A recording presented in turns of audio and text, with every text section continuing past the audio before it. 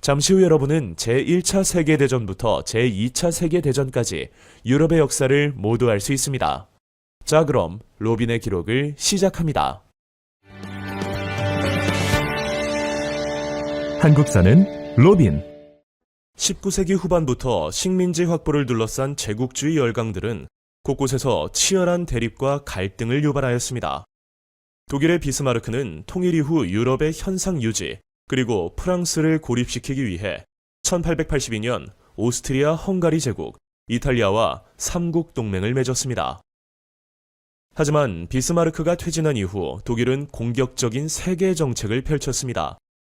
이에 대응하고자 영국과 프랑스는 러시아를 끌어들여 삼국 협상을 체결함으로써 독일의 팽창을 견제하였습니다. 이렇듯 유럽은 삼국 동맹과 삼국 협상 체제로 나뉘어 서양 열강 간의 긴장 상태를 유지하였습니다. 독일과 영국은 3B 정책과 3C 정책이라는 팽창 정책으로 대립하였고, 북아프리카에서는 모로코 사건으로 독일과 프랑스가 충돌하였습니다. 한편 오스만 제국의 쇠퇴로 발칸 반도의 여러 민족이 독립하자 독일과 오스트리아 헝가리 제국의 범게르만주의와 러시아와 슬라브계 동유럽 국가들의 범슬라브주의가 충돌하면서 민족 대립이 격화되었습니다. 이러한 상황에서 오스트리아 헝가리 제국이 보스니아와 헤르체고비나를 병합하자 세르비아가 발칸 동맹을 맺고 이에 맞서면서 발칸 전쟁이 일어났습니다. 발칸 반도에서의 대립이 심화되는 가운데 보스니아를 합병한 오스트리아 헝가리 제국에 대한 불만을 가진 세르비아의 한 청년 민족주의자가 보스니아의 사라예보를 방문한 오스트리아 헝가리 제국의 황태자 부부를 암살한 사라예보 사건이 발생하였습니다. 이 사건을 계기로 오스트리아 헝가리 제국이 세르비아에 선전포고를 하였고, 연이어 삼국동맹 국가들과 삼국 협상 국가들이 전쟁에 잇따라 참전하며 1914년 제1차 세계대전이 발발하였습니다. 전쟁이 전개되자 오스만 제국과 불가리아가 동맹국 측에 가담하였고, 이탈리아와 일본 등이 협상국 측에 가담하였습니다. 전쟁 초반에 독일은 벨기에와 프랑스로 진격하며 서부 전선에서의 신속한 승리를 예상했습니다. 하지만 독일군이 마른 전투에서 프랑스군에게 저지되자 서부 전선은 교착 상태에 빠졌고, 참호를 파고 서로 대치하는 참호전의 양상으로 장기화되었습니다. 동부 전선에서는 독일이 빠르게 러시아의 영토를 공격하여 큰 피해를 입혔습니다. 그러던 중 러시아는 국내에서 혁명이 일어나자 독일과 단독 강화 조약을 맺고 1918년 전선에서 이탈하였습니다. 미국은 외형상 중립을 표방하며 전쟁에 개입하지 않았습니다. 하지만 독일이 협상국을 오가는 중립국 선박까지 공격하는 무제한 잠수함 작전을 펼치고 비밀리에 멕시코와 동맹을 추진하면서 치모만 전보 사건이 발생하였습니다. 치모만 전보 사건은 1917년 1월 독일 외무장관 치모만이 멕시코 주재 독일 대사에게 멕시코가 미국을 공격한다면 멕시코가 미국에 빼앗긴 모든 영토를 되찾을 수 있도록 돕겠다라는 내용의 암호 전문을 보낸 사건을 말합니다. 무제한 잠수함 작전과 치모만 전보 사건이 발생하여 미국의 안보와 이익을 위협하자 미국은 1917년 연합국 진영으로 참전하였고, 이로써 연합국은 전쟁에서 우위를 차지할 수 있었습니다. 이에 맞서 독일은 1918년 서부 전선에서 마지막 대공세를 펼쳤지만 미국이 가세한 연합국을 이길 수 없었습니다. 이후 오스트리아 헝가리 제국 등이 차례로 연합국에 항복하자 독일은 더욱 수세에 몰리게 되었습니다. 그러던 중 발트해의 킬 군항에서 사기를 잃은 독일 해군들이 반란을 일으켰습니다. 이 반란을 시작으로 독일에서는 11월 혁명이 일어났고, 황제였던 비렐름 2세가 네덜란드로 망명하면서 독일 제국은 붕괴되고 말았습니다. 그리고 혁명으로 들어선 독일의 바이마르 공화국 정부가 1918년 연합국의 항복을 선언하며 제1차 세계대전은 막을 내렸습니다. 러시아는 19세기 후반부터 국가 주도로 근대화가 진전되고 산업화가 추진되면서 대규모 산업도시와 산업 노동자 계층이 성장하였습니다. 이 과정에서 자유주의 사상과 사회주의 사상이 보급되었지만 여전히 차르의 전제 정치와 농업 위주의 사회에서 벗어나지 못하였습니다. 또한 러일 전쟁이 불리한 국면에 접어들자 러시아의 경제적 궁핍은 점점 심화되었습니다. 정부에 대한 대중의 불만이 높아지자 1905년 상트페테르부르크에서는 개혁을 요구하는 대규모 군중 시위가 일어났습니다. 니콜라이 2세의 군대는 평화적인 시위를 하는 시위대를 향해 무자비하게 발포하기 시작하였고, 이를 진압하는 과정에서 많은 사상자가 발생하였는데, 이를 가리켜 피해 일요일 사건이라 부릅니다. 이 사건을 계기로 러시아에서는 차르 체제에 저항하는 혁명의 기운이 전국으로 퍼졌습니다. 폐하, 저희 상트페테르부르크의 노동자와 주민들, 저희 처자식과 늙은 부모들은 정의와 보호를 구하러 당신께 갑니다. 즉각 러시아의 모든 계급과 신분의 대표자를 선출하고 또 모든 사람에게 평등한 선거권을 부여하며 자유롭게 선거하도록 배려해 주십시오. 상트페테르부르크 노동자들의 청원서를 통해 그들의 절박한 마음을 알 수 있습니다. 혁명 세력이 커지자 니콜라이 2세는 체제에 저항하는 세력을 무마하기 위해 언론, 출판, 집회, 결사의 자유 등 시민적 자유와 두마의 입법권을 보장하는 개혁 등을 약속하였습니다. 하지만 실제 개혁은 별다른 성과를 내지 못하였고 차르의 전제 정치는 계속되었습니다. 시간이 흘러 1914년, 러시아는 제1차 세계대전에서 협상국 진영으로 참전하였지만 패전을 거듭하였습니다. 또한 전쟁이 장기화되고 물자 부족 현상이 심해지자 국민의 생활은 더욱 힘들어졌습니다.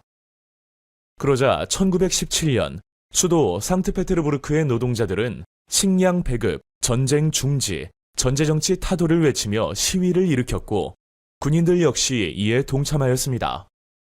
이들은 평의회를 의미하는 소비에트를 결성한 뒤 3월 혁명을 일으켜 황제를 퇴위시키고 임시정부를 수립하였습니다. 하지만 임시정부가 개혁을 미루고 전쟁을 계속하는 등 혁명 세력의 요구를 반영하지 않자 볼셰비키 지도자 레닌은 전쟁을 중단할 것과 임시정부의 모든 권력을 노동자 병사 소비에트에 이양할 것을 주장하며 급진적 사회주의 혁명을 추구하였습니다. 제국주의 전쟁에 단호히 반대하고 즉각 평화를 실현해야 한다. 소비에트의 권력을 확대해야 한다. 의회제 공화국에 반대하고 소비에트 공화국을 수립해야 한다. 지주의 토지를 몰수하여 국유화해야 한다. 생산과 분배를 소비에트가 통제해야 한다. 스위스에서 망명 중이던 레닌은 1917년 4월 3일 상트페테르부르크로 돌아와 사회주의 혁명을 강조하는 대중연설을 하였습니다. 뒤이어 레닌은 혁명에서 프롤레타리아트의 임무를 발표하였고 이 강령은 이후 당의 방침으로 채택되어 11월 혁명에 큰 영향을 끼쳤습니다. 그리고 마침내 레닌이 이끄는 볼셰비키는 11월 혁명을 일으켜 임시정부를 해체하고 소비에트 정부를 수립하였습니다. 혁명 이후 볼셰비키는 의회를 해산하고 공산당 일당 독재를 선언하였습니다. 권력을 장악한 레닌은 독일과 브레스트리토프스크 조약을 맺고 제1차 세계대전의 대열에서 이탈하였습니다. 그리고 레닌은 토지와 산업을 국유화하는 사회개혁을 추진하였습니다. 하지만 반혁명 세력과의 내전과 급격한 국유화로 인해 경제적 혼란이 발생하자 레닌은 시장경제 요소를 일부 도입한 신경제 정책을 시행하였습니다. 그리고 1922년 내전을 수습하고 주변국을 흡수하며 소비에트 사회주의 공화국 연방을 수립하였습니다. 레닌의 뒤를 이어 집권한 스탈린은 경제개발 5개년 계획을 통해 중공업 육성책과 농업 집단화를 실시하여 소련 경제를 발전시켰고 이를 통해 소련은 세계적 공업국가로 성장할 수 있었습니다. 하지만 정치적으로는 권위주의적 독재 체제가 들어서게 되어 국민들은 개인의 자유를 억압받아야만 했습니다. 종전 후 1919년 1월 미국과 영국, 프랑스 등의 전승국들은 전후 혼란을 수습하고 새로운 국제 질서를 모색하기 위해 파리에서 강화회의를 개최하였습니다. 파리 강화회의에서는 미국 대통령 윌슨이 제시하였던 민족 자결주의와 비밀 외교 금지 등을 포함한 평화원칙 14개조가 기본 원칙으로 받아들여졌습니다. 이에 따라 유럽에서는 여러 민족이 핀란드, 에스토니아, 라트비아, 폴란드, 리투아니아, 체코슬로바키아, 헝가리, 유고슬라비아 등의 독립국가를 수립하였고 아시아와 아프리카에서는 반제국주의 운동이 촉진되었습니다. 한편 연합국은 독일과 1919년 전승국의 이익을 보장하고 패전국인 독일을 응징하는 내용의 베르사유 조약을 체결하였습니다. 이에 따라 독일은 모든 해외 식민지를 상실하고 알자스 로렌 지방을 프랑스에 양도하였으며 군비를 대폭 축소하고 연합국에 막대한 전쟁 배상금을 지급해야 했습니다. 제45조 독일은 프랑스 북부의 탄광지대를 파괴한 보상으로 자르강 유역에 있는 탄광지대의 독점 채굴권을 포함한 완전하고도 절대적인 소유권을 프랑스에 넘겨준다. 제119조 독일은 해외 식민지에 관한 모든 권리와 소유권을 연합국에 넘겨준다. 제173조 독일에서 의무병 제도는 폐지된다. 독일 군대는 지원병 제도로만 조직해야 한다. 제235조 독일은 1921년 4월까지 200억 마르크 금화에 해당하는 배상금을 지급해야 한다. 이처럼 베르사유 조약은 전승국의 이익 수호와 패전국인 독일에 대한 보복적 측면이 강하였고 이는 독일에 가혹한 책임을 지움으로써 향후 독일 국민의 불만을 키우는 계기가 되었습니다. 한편 전쟁 후 끔찍한 참화를 겪은 유럽 국가들 사이에서는 평화에 대한 열망이 높아져 1920년 평화체제 구축을 목표로 한 국제연맹이 창설되었습니다. 국제연맹은 군비 축소, 각국의 독립과 영토 보전, 국제 분쟁의 평화적 해결 등을 협의하였습니다. 그러나 국제연맹을 제창한 미국이 가입하지 않았고 창설 초반에는 독일과 소련의 가입이 허용되지 않았으며 국제 분쟁을 막을 군사적 제재 수단이 없다는 근본적인 한계를 노출하였습니다. 이 밖에도 세계 각국은 평화 유지를 위해 노력하였습니다. 1921년에는 워싱턴 회의가 개최되어 전쟁 방지와 군비 축소를 논의하였고 1925년에는 로카르노 조약을 체결하여 독일의 국제연맹 가입과 국제 분쟁의 평화적 해결에 합의하였습니다. 또한 1928년에는 켈로그 브리앙 조약을 체결하여 전쟁을 국가정책 수단으로 삼지 말자는 것과 국제 분쟁의 평화적 해결에 합의하였고 1930년에는 런던 회의가 열려 해군의 군비 축소가 논의되었습니다. 제1차 세계대전 종결을 전후하여 유럽의 민주주의는 크게 발전하였습니다.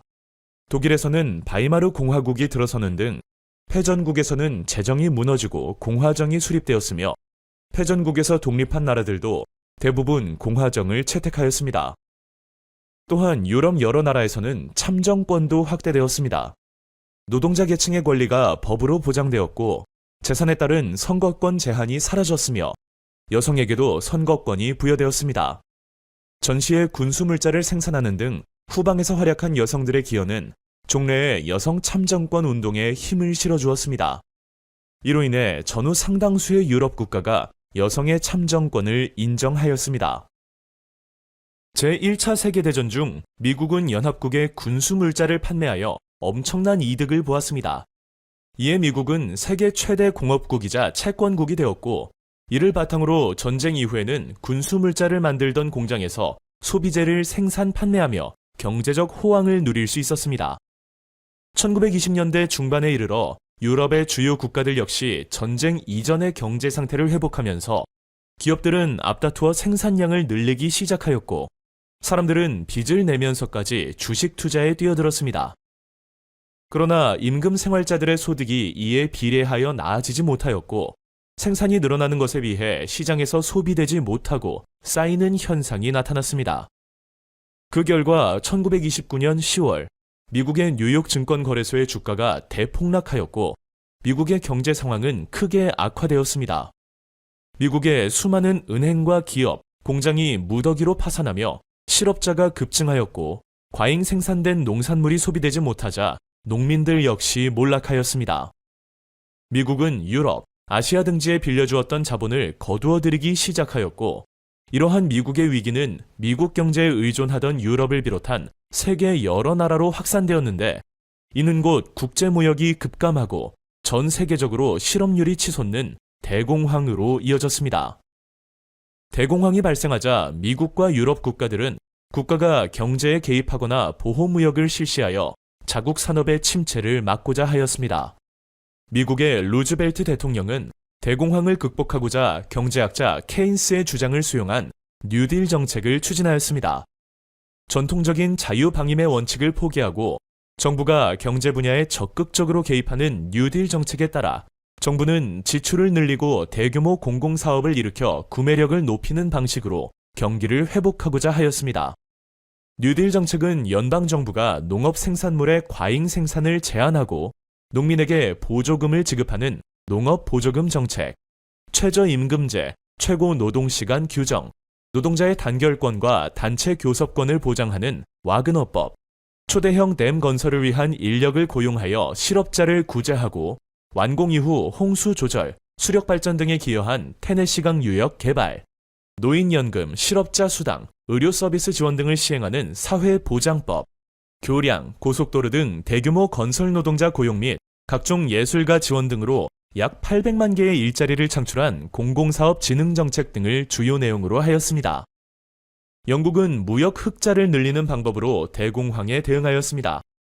다른 나라에는 높은 관세를 매겨 수입을 억제함과 동시에 금을 통해 각국 통화의 가치를 보장하는 제도인 금본위제를 탈피하여 파운드화의 가치를 떨어뜨림으로써 자국 상품의 경쟁력을 높이고자 하였습니다. 이에 다른 국가들 역시 영국과 유사한 정책을 시행하였고 그 결과 국제무역 교역량이 크게 줄어들었습니다. 그러자 영국, 프랑스 등을 비롯한 식민지 보유국들은 본국과 식민지 사이에 블록 경제를 형성하여 대공황을 극복하려 하였습니다. 블록 경제란 자국과 식민지를 하나의 경제권으로 만들어 블록 안으로는 관세를 줄여 교류를 촉진하고 블록 밖으로는 높은 관세를 매겨 자국의 산업을 보호하는 체제를 뜻하는데 영국의 파운드 블록, 프랑스의 프랑 블록, 미국의 달러 블록 등이 대표적입니다. 이렇듯 여러 나라가 자국의 경제를 보호하는 정책을 실시하면서 세계 무역과 소비 시장이 크게 위축되었습니다. 본국에서 생산된 상품을 떠안게 된 식민지의 고통은 더욱 커졌습니다. 식민지에서 생산된 농산물의 수출 가격은 떨어진 반면 수입된 공산품의 가격은 이전과 큰 차이가 없었기 때문이었습니다. 한편 산업 기반이 취약하고 넓은 식민지를 갖지 못하였던 이탈리아, 독일, 일본 등은 경제 블록을 만들고자 대외 팽창에 나서게 되었습니다. 대공황 이전부터 경제 위기에 시달리고 있었던 이탈리아는 제1차 세계대전의 전승국이었지만 그에 걸맞는 이득을 얻지 못하였습니다. 또한 전쟁 후 물가가 폭등하고 실업자가 증가하자 사회주의 사상이 확산되면서 노동운동과 농민운동이 격렬하게 전개되었습니다. 무솔리니는 이러한 혼란을 틈타 국가, 민족, 인종이 개인보다 중요하다고 주장하는 파시스트 당을 결성하였습니다. 민족주의 여론을 등에 업고 세력을 확장한 무솔리니는 마침내 1922년 검은 셔츠단 등의 파시스트들에게 로마 진군을 명하여 정권을 장악하였습니다. 로마 진군 이후 국왕의 임명으로 총리가 된 무솔리니는 파시스트 당을 제외한 모든 정당을 해산하였고 각종 시민적 자유를 제한하는 등 일당 독재 체제를 구축하였습니다. 그리고 대공황으로 경제 사정이 더욱 악화되자 1935년 국가 지상주의와 군국주의를 내세우며 에티오피아를 침공하였습니다. 제1차 세계대전에서 패하여 막대한 전쟁 배상금을 지불해야 했던 독일은 도스안, 로카르노 조약 등 전쟁 배상금 삭감과 미국의 지원에 힘입어 1920년대 중엽부터 안정을 되찾고 있었습니다. 하지만 갑자기 발생한 대공황에 독일은 다시 심각한 위기에 빠졌습니다. 그러자 바이마르 공화국을 이끌던 온건한 정치 세력들은 쇠퇴하고 공산주의나 파시즘 같은 급진적 정치 세력들이 대중들의 지지를 얻기 시작하였습니다. 독일의 공산당은 사유재산제를 폐지하고 노동자의 권리를 확대하여 경제 위기를 극복하려 한 반면 히틀러의 나치당은 극단적인 게르만 민족주의, 반유대주의 및 반공주의를 내세우며 세력을 확장하였습니다. 결국 공산당과의 경쟁에서 승리한 나치당은 1932년 제1당이 되었고 이를 바탕으로 히틀러는 1933년 총통의 자리에 올랐습니다. 나치즘은 극단적인 민족주의와 인종주의를 앞세워 공격적인 팽창 정책을 추구하였습니다. 이러한 가운데 나치당은 비밀경찰과 친위대를 창설하여 국민의 사생활을 통제하는 등 전체주의 체제를 추구하였습니다. 일본에서는 대공황으로 인한 경제적 위기에서 벗어나고자 대외 침략을 감행하였습니다. 이에 일본은 1931년 만주사변을 일으켰고 이듬해 괴뢰 국가인 만주국을 세웠습니다. 그러자 국제적으로 비난이 일기 시작하였고 이에 일본은 국제연맹을 탈퇴하였습니다. 1932년에 이르러 일본은 군부 강경파가 쿠데타를 일으켜 정치적 실권을 장악하고 대대적인 군비 확장을 꾀하는 등 군국주의가 더욱 심화되었습니다. 마침내 일본은 중일 전쟁을 일으켰고 수많은 민간인을 학살한 난징 대학살을 자행하였습니다. 한편 중국에서는 내전을 중지하고 일본의 침략에 맞서 싸우자는 주장이 거세어졌습니다. 결국 장쇠량이 장제스를 감금하고 내전 중지와 항일 투쟁을 요구한 시안 사건과 중일 전쟁 발발을 계기로 제2차 국공합작이 성사되어 중국은 항일 투쟁의 통일 전선을 형성하였습니다. 소련에서는 레닌에 이어 집권한 스탈린이 경제개발 5개년 계획을 추진하여 중공업 중심의 산업화와 농업 집단화 등 사회주의 경제체제 구축을 위한 노력을 하였습니다. 이를 통해 소련은 급속한 경제 성장을 이루었지만 그 과정에서 가혹한 집단 노동이 요구되었으며 정권에 대한 비판을 금지하고 반대자들을 감금하는 수용소를 건설하는 등 독재 체제를 강화하였습니다. 1930년대 이후 전체주의 체제를 구축한 이탈리아, 독일, 일본이 대외 팽창에 나서자 전 세계는 긴장 상태에 돌입하였습니다. 이 중 이탈리아는 알바니아를 보호국으로 삼은 후 1936년 에티오피아를 점령하였습니다. 그러자 국제연맹이 이를 제재하였고 이탈리아는 그에 대한 반발로 국제연맹을 탈퇴하였습니다. 마찬가지로 1936년 국제연맹을 탈퇴한 독일은 비무장지대인 라인란트를 침공하였습니다. 그 후 이탈리아와 독일은 에스파냐 내전에 개입하여 독재 정부인 프랑코 세력을 후원하였고 이로써 에스파냐 내전은 파시즘과 반파시즘 사이의 국제전 양상으로 전개되었습니다. 또한 독일과 이탈리아, 일본은 3국 간 방공협정을 맺으며 1937년 추축국 동맹을 결성하고 대외 침략을 본격화하였습니다. 독일은 1938년 오스트리아를 강제로 합병하고 체코슬로바키아의 수데텐란트 지방까지 점령하였습니다. 영국과 프랑스는 전쟁을 막기 위해 독일의 요구를 들어주었으나 독일이 체코슬로바키아의 나머지 지역마저 합병하고 폴란드 회랑지대까지 요구하자 영국과 프랑스는 이를 강력히 거부하였습니다. 그 후 독일은 1939년 이념적으로 대립하였던 소련과 불가침 조약을 맺고 폴란드를 기습 침공하였습니다. 이에 폴란드와 원조 조약을 맺고 있던 영국과 프랑스가 독일에 선전포고를 하였고 이로써 1939년 제2차 세계대전이 발발하였습니다. 폴란드를 점령한 독일은 곧바로 프랑스를 침공하였습니다. 독일군은 어려움 없이 파리를 함락시켰고 프랑스의 페탱 장군을 수반으로 하는 비시 정부를 수립하였습니다. 이에 프랑스 정부는 드골을 중심으로 하여 영국의 망명 정부를 수립하였고 독일에 대한 항전을 의미하는 레지스탕스 운동을 펼쳤습니다. 그러자 독일은 영국을 공격하였고 영국은 총리였던 처칠의 지휘 아래 독일 공군의 공습을 물리쳤습니다. 한편 이탈리아는 지중해를 장악하고자 독일 측에 가담하여 그리스와 북아프리카 등지에 전선을 열었고 독일은 이에 발맞추어 독소 불가침 조약을 일방적으로 파기하고 소련을 침공하였습니다. 제2차 세계대전은 아시아 태평양 전선에서도 격렬히 전개되었습니다. 1937년 중일 전쟁을 일으킨 일본은 자원 확보를 위해 동남아시아까지 침략하였습니다. 또한 1941년 미국 하와이의 진주만을 공격하며 태평양 전쟁을 일으켰습니다. 이에 미국이 참전을 선언하였고 이로써 미국, 영국, 소련 등의 연합국과 독일, 이탈리아, 일본 등의 추축국이 맞대결하는 양상이 전개되었습니다.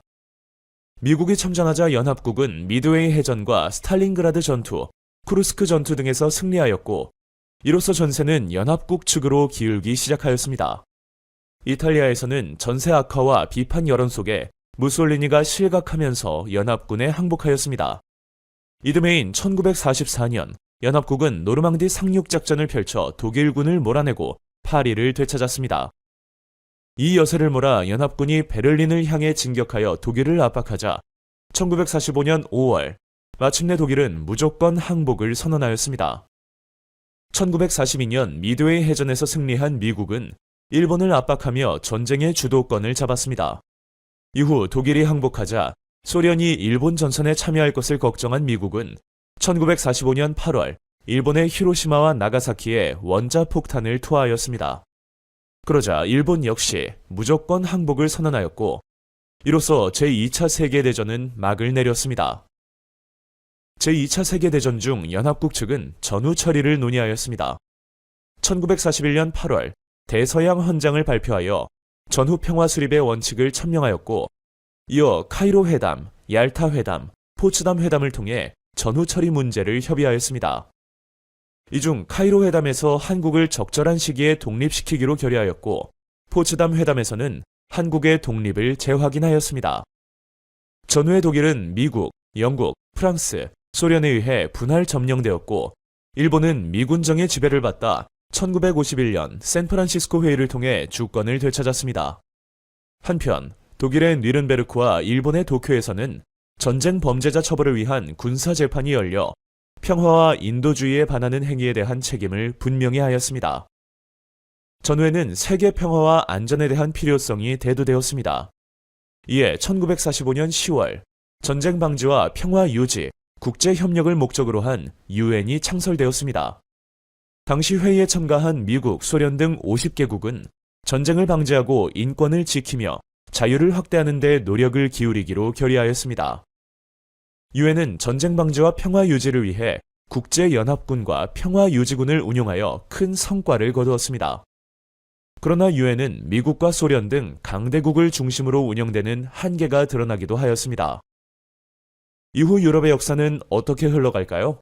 저희는 미국과 소련의 힘겨루기, 냉전 체제 편으로 다시 찾아오겠습니다. 로빈의 역사 기록.